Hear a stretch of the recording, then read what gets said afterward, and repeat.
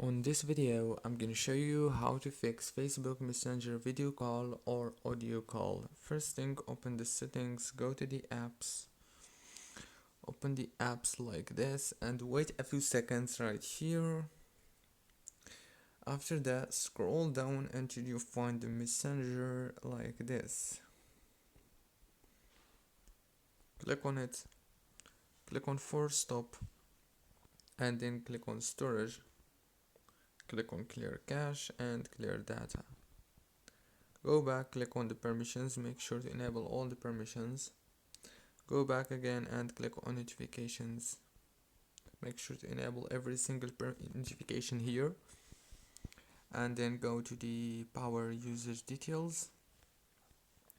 And now click down here on this force stop and disable the power consumption alert and enable it again.